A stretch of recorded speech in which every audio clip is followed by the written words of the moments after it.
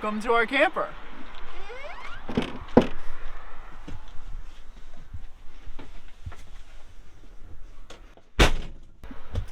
Okay, so the van is based on this Fiat chassis, which has been pretty good. It's an automatic, which is great because I can't drive a manual. Some of the cool features up here, these front seats actually swivel. I think this is pretty standard, but we thought it's cool. So it allows me to kind of sit in this nice chair and still have access to this table. We've got our little, I don't know, media center system, and it does have Bluetooth, which has been nice for listening to music. And we have one USB port here that's only active when the car is on. So we use that to try to keep our phone charged. Our second USB port, there's only two in the whole van, is right here. This one actually is always on. It runs off the leisure battery is what they call it. So it's the same battery that powers the lights and everything else. So we always have one device charging here. So right now Rachel's phone is charging, but only one always on and one when we're driving USB ports. It's been a challenge to keep all of our devices charged. That's been probably our biggest challenge besides the midges with wild camping. So wild camping is where you camp without a campsite. So we don't have like power running into the van, and we're only using water from our tanks. And so we've been doing that for the last 4 nights. Yesterday we thought we'd go to a campsite so we could kind of refill everything, but they were all booked. So we did find a nice campsite that let us refill our water tank and dump our gray water, which is like what comes down the sink in the shower. And so we're back to 100% of water, and we were able to take showers last night, which was awesome. But so the biggest thing aside from that has just been we haven't had power to charge our devices. So I have been able to sort of trickle charge my work laptop from that USB port while I work. And so that's kind of sustained us so far. But it would be nice to be able to get everything back to a full charge. So next we have the dining area of the camper van, which doubles as my office. So we've got a nice like bench seating here and here. So there's actually a ton of seating. The table is actually kind of cool. It can go in lots of different directions. So it can go that way. It can come closer to me. It can come over here where Rachel's sitting over on that bench. The table can come to her. So that's been really nice. I use this most evenings as my workspace. It's really nice because I can see out all the windows and take in the view while I'm taking meetings or writing code or whatever else I'm doing.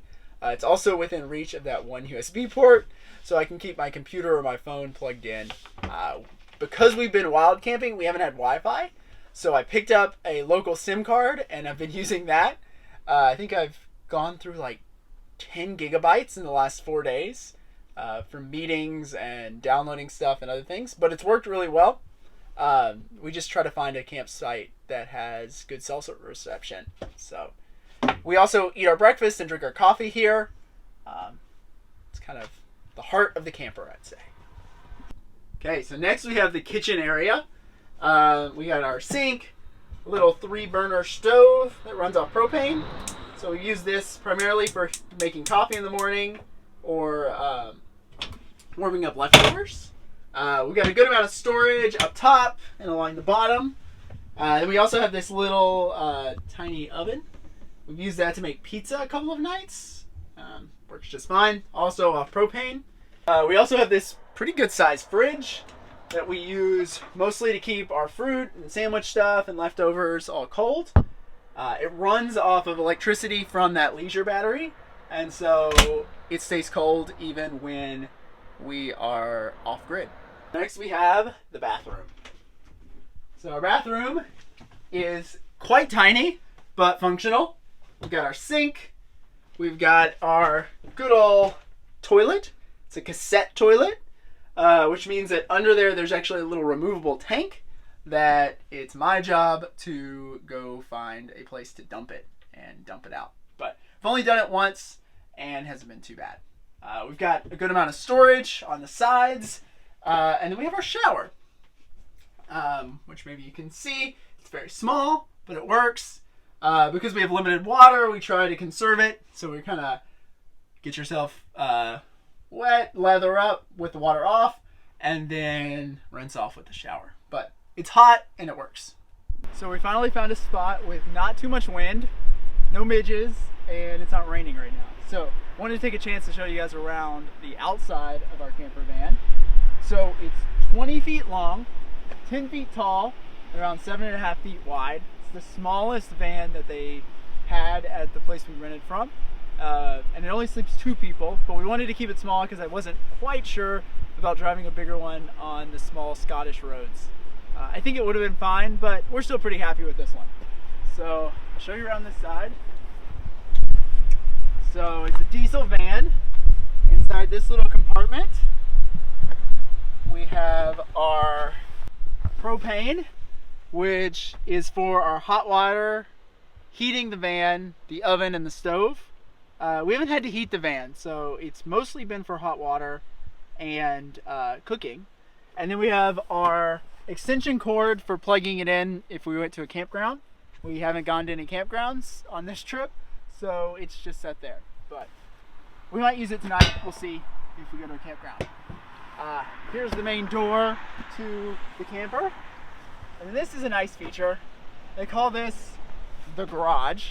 Right now it has our suitcases in it because they were too big to fit anywhere else in the camper. There's also a ladder and a broom that they gave us. But the nice thing, there's a door that actually leads into the bathroom, so you can access this from the inside of the camper as well. Now we'll go over to the other side of the camper. Almost forgot, along the back of the camper, we have quite the feature. This is our cassette toilet. I'm not gonna pull it out, but that's where everything goes, and then I pull this out when we get to a campsite and dump it. So far it's worked pretty well, hasn't smelled too bad. So that's the cassette toilet. I'm gonna keep it locked because you don't want anybody stealing that. There's also these mounts, which I assume are for a bike rack. We don't have one, but I guess you could have a bike rack on here.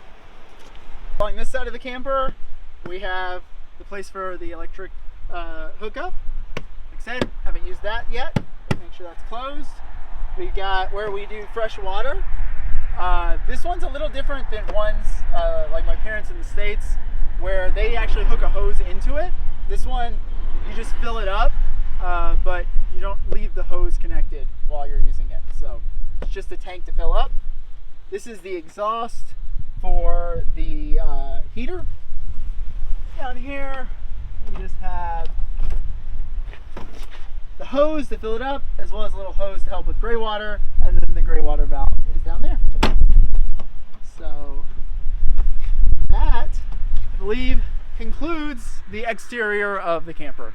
So I just wanted to show you guys a little bit of that. For one last thing, I wanted to tell you guys a little bit about the economics of running this camper van in Scotland.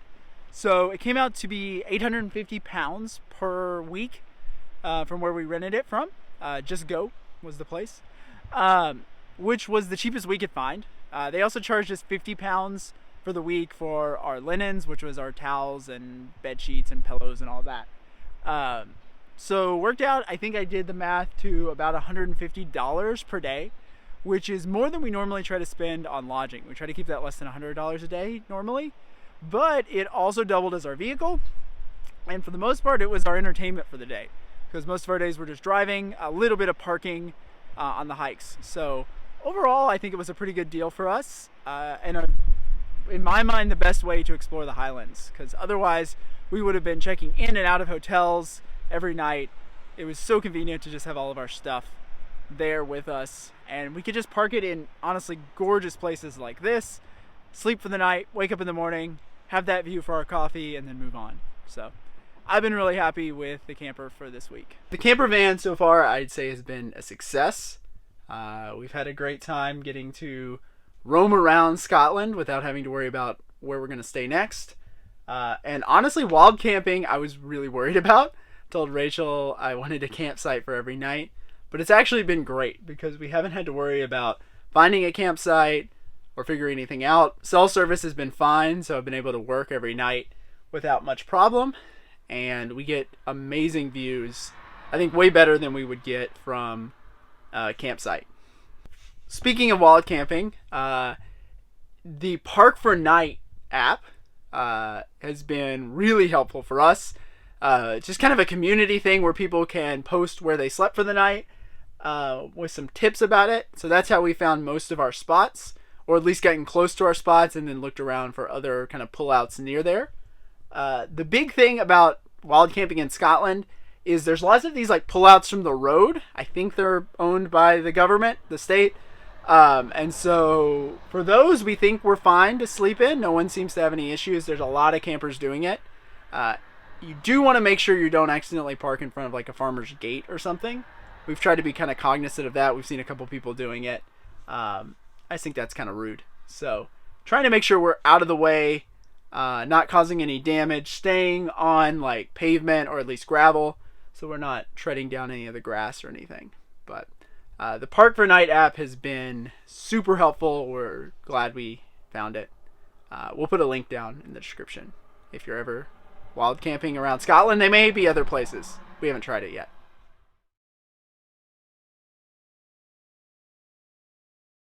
So we were going to give an outdoor tour of the camper, but the midges are out. And so we actually sacrificed just to get that shot in the door. But I do want to show you all. Okay, just pause. Here's the deal. We thought getting some outdoor shots of our camper would be a good idea. Turns out it might have been one of the worst ideas of our trip. We let a whole bunch of midges in the camper van. So now we've just been like trying to swat at them, and it kind of feels like we're just like clapping. Our neighbors probably think we're having like a dance party in here. Some are in our bed. Yeah, so they're everywhere. They're like attracted to the lights. I don't know if you can see them. They're super tiny, but they bite and they itch and they're terrible. So Scotland is amazing. Midges suck. That's my take.